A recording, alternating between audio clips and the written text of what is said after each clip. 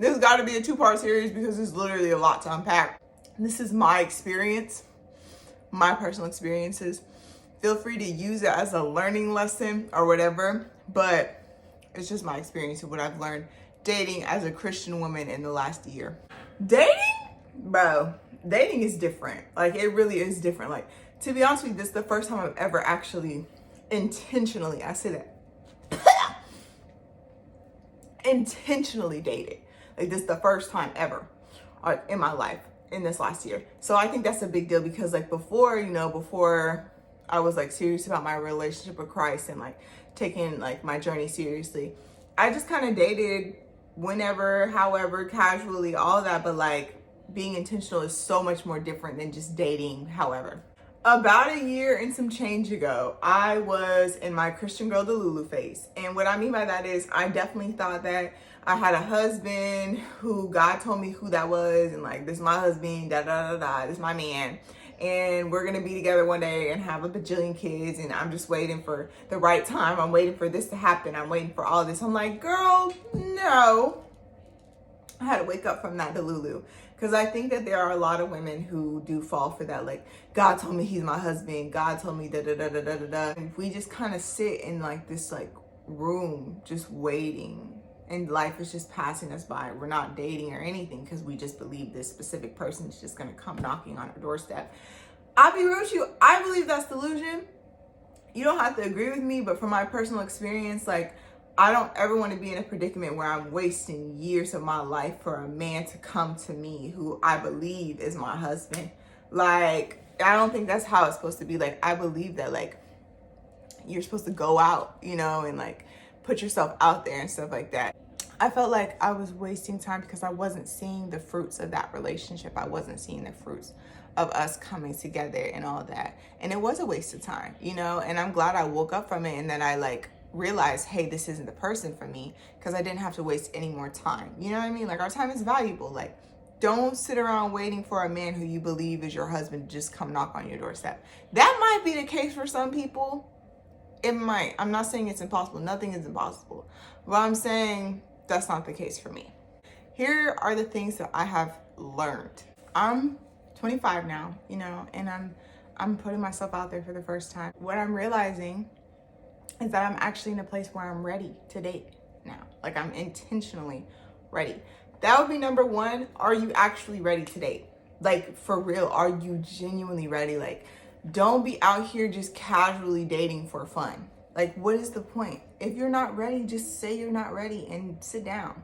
But don't be out here like, oh yeah, I'm just dating for fun. Like, we're just, you know, just having fun, just chill. Like, no. Like, everything in your life should be intentional. Like, don't have a play dating season. Like, that's not the point. You know, like, if you are marriage mindseted and you are actually ready for marriage, like, you could see yourself getting married in the next year or so, like, or even this year, like, don't play, you know? Like, if you're not ready for marriage, then sit down somewhere. It's okay. It's okay. It's not the end of the world. But I don't think you should date for fear of missing out, you know? Like, I don't think it should be fear of missing out on a man that has you propelling in your dating season.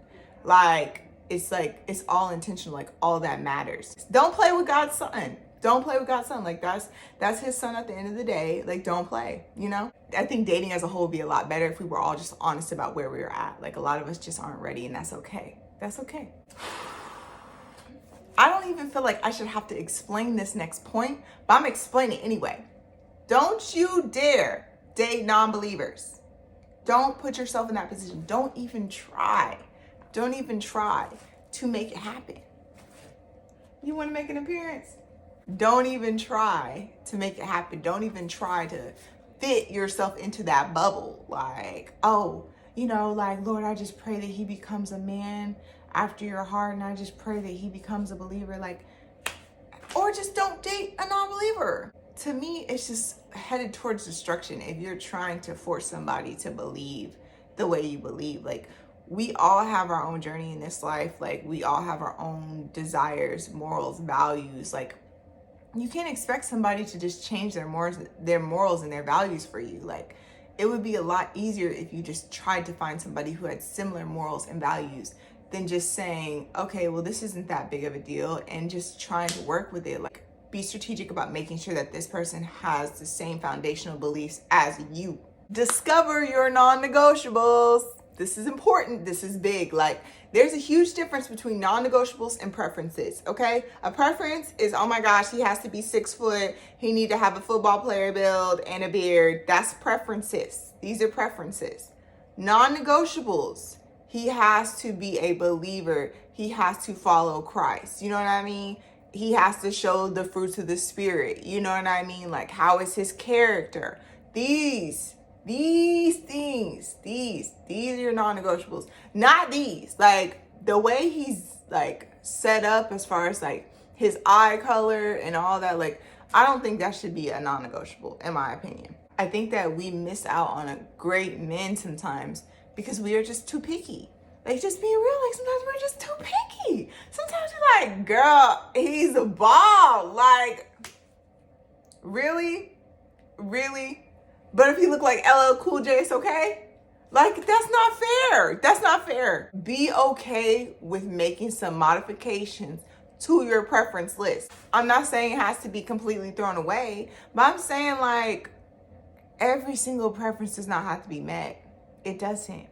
It does not, okay? I used to be a 6 foot girly.